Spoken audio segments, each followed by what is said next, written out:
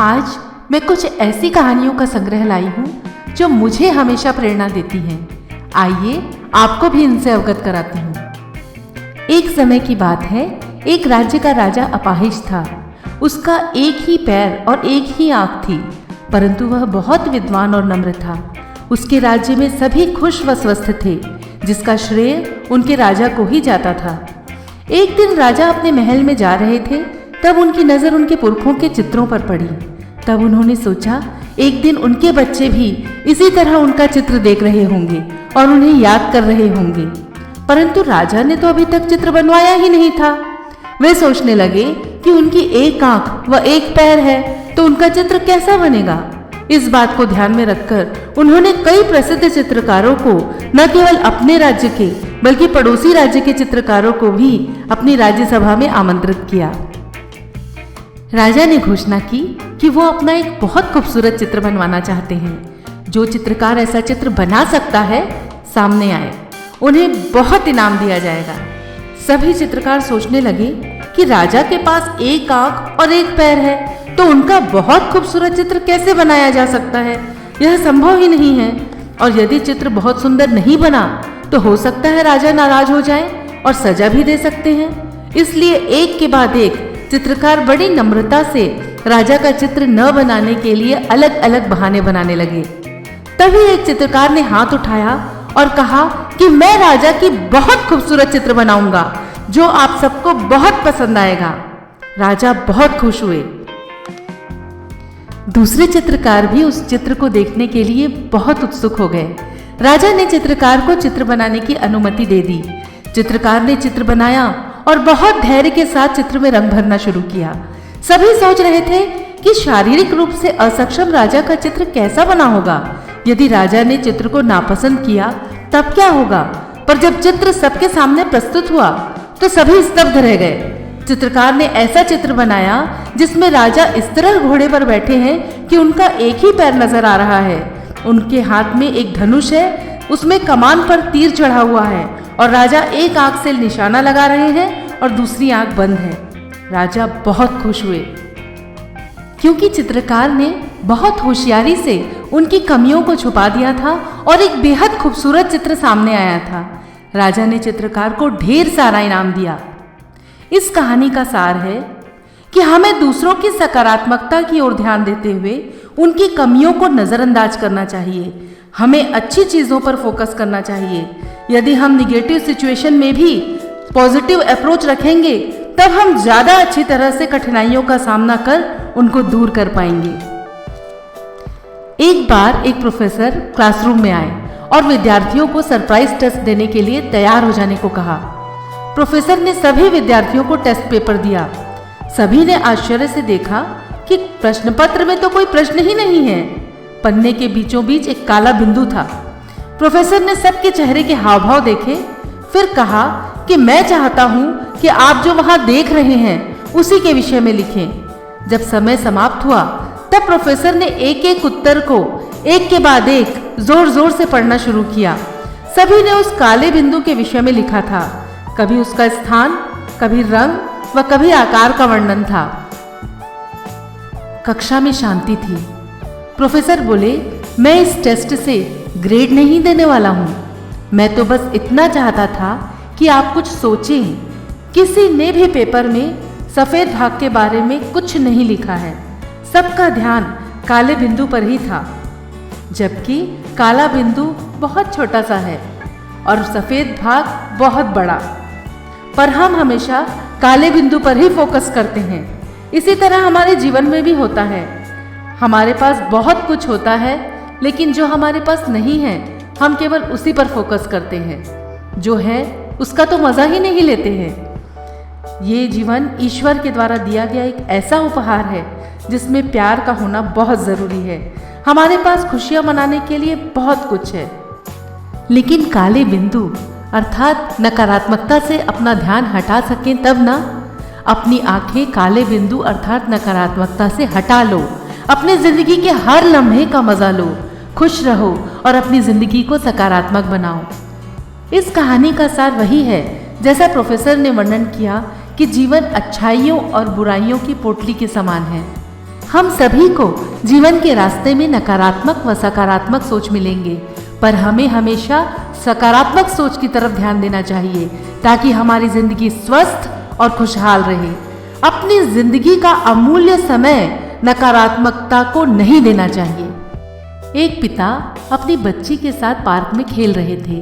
तभी एक सेब बेचने वाला आया। बच्ची ने उसकी तरफ इशारा करके कहा, मेरे लिए एक सेब खरीद दीजिए ना।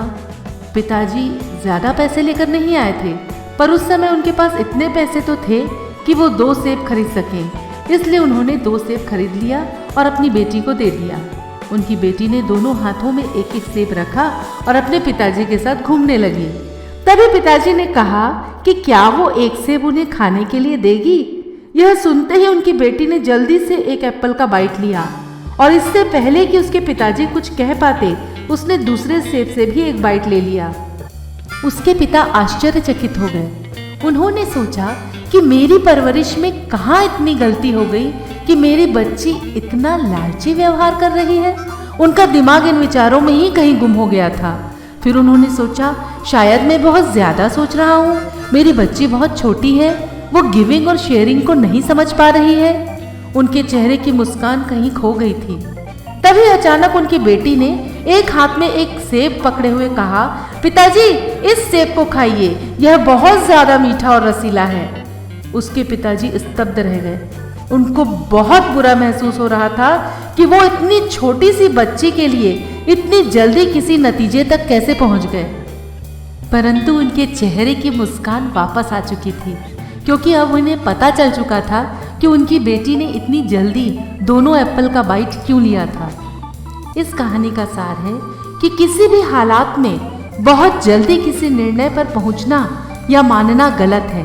हमेशा कुछ समय देकर परिस्थिति को समझने की कोशिश करनी चाहिए।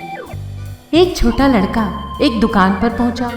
वहां छोटे स्टूल पर खड़ा हुआ ताकि वह फोन तक पहुंच सके और 5 रुपए देकर फोन पर बात करना चाहा। दुकानदार ने उसे फोन दे दिया। उसने फोन नंबर डायल किया। दुकानदार का ध्यान उसी पर था। लड़के ने फोन पर कहा, मैडम क्या आप मुझे लॉन काटने की नौकरी देंगे? दूसरी तरफ से औरत ने कहा, मेरे पास पहले ही लॉन काटने वाला है। लड़के ने कहा, मैडम जो आपके यहाँ लॉन काटता है मैं उससे आधी कीमत पर ही लॉन काट दूंगा। उस औरत ने कहा, मैं उस बंदे के काम से संतुष्ट हूँ। लड़के ने फिर कहा, मैं लॉन काटने के बाद बाकी की सारी जगह में अच्छे से झाड़ू लगा दूंगा और आपका बगीचा बहुत सुंदर लगेगा। उस औरत ने कहा, नहीं धन्यवाद। उस लड़के के चेहरे पर फिर भी मुस्कुराहट थी। दुकानदार जो सब कुछ सुन रहा था उसने कहा, बेटा मुझे तुम्हारा एटीट्यूड बहुत अच्छा लगा, मुझे तुम्हारी सकारात्मकता बहुत अच्छी लगी और मैं तुम्हें नौकरी देना चाहता हूँ। लड़के ने कहा, बहुत बहुत शुक्रिया, पर मुझे यह नौकरी नहीं चाहिए। दुकानदार ने कहा, पर थोड़ी देर पहले तो तुम्हें इसकी बहुत ज़रूरत थी। लड़के ने कहा, नहीं सर, मैं जिस नौकरी पर हूँ वहाँ अपनी परफॉर्मेंस जांच रहा था। मैं वही हूँ जो उस औरत के बगीचे में काम करता हूँ। सार यही है कि हमें स्वयं का आकलन करना चाहिए। हमेशा जब हम दूसरों से आगे नहीं निकल पाते हैं तो दूसरों को ही जिम्मेदार मानते हैं।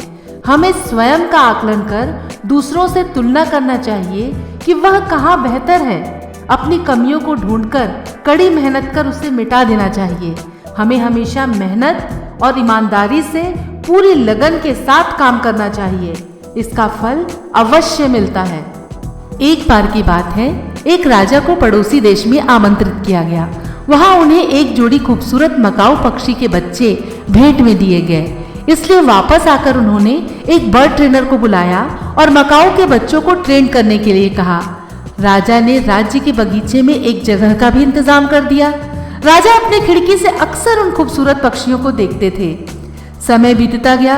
एक दिन बर्ड ट्रेनर राजा के पास आया और राजा को सूचित किया कि उन मकाऊ पक्षियों में से एक बहुत ही खूबसूरती से आकाश में ऊंचा उड़ता है, परंतु दूसरा पक्षी जब से आया है अपनी टहनी जिस पर बैठा है उससे खिसकता तक नहीं है। यह सुनकर राजा ने आसपास के राज्यों से दूसरे बर्ड ट्रेनर्स और पक्षी के चिकित्सकों को बुलाया। सब ने कोशिश की पर मकाऊ नहीं उड़ा। मकाऊ अपनी शाखा जिस पर बैठा था उससे खिसकने तक को तैयार नहीं था। आखिरकार एक किसान ने राजा से मकाओ को उड़ाने की कोशिश करने की अनुमति मांगी।